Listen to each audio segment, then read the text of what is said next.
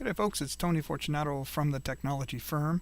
I'm going to show you a little tip or a trick, and I think everybody runs into this at some point, so this may help you with a problem, troubleshooting, or save you a lot of time.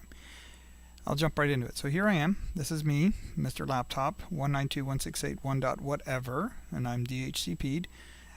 This access point, 192.168.1.1, right? So 1.1 is my AP that's in the proper subnet, so obviously I can ping it. So just to show you, 192.168.1.1, and it works. All right.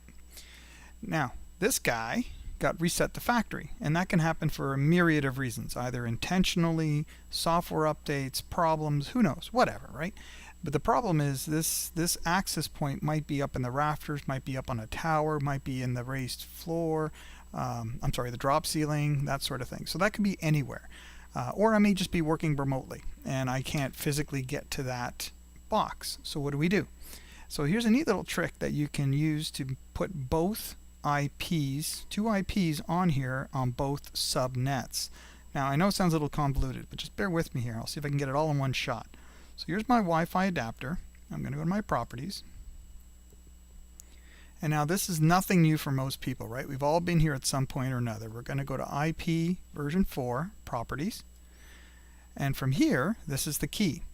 Do not use DHCP. So I'm going to use an actual hard-coded static manual IP address, 192.168.1.111. Obviously pick one that's not in use. I know that one is not in use.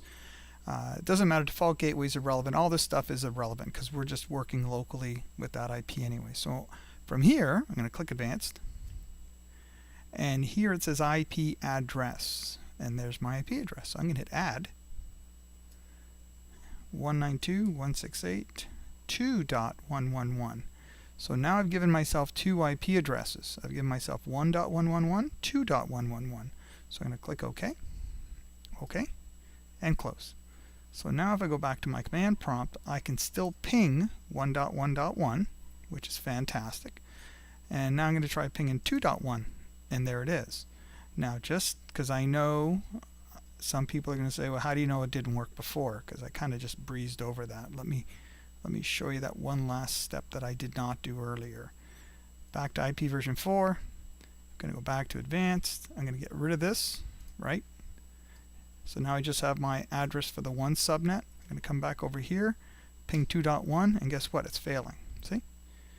So that's a great way to configure your Microsoft computer with two IP addresses so you can get to both devices. Now these devices are on the same VLAN or the same subnet, right?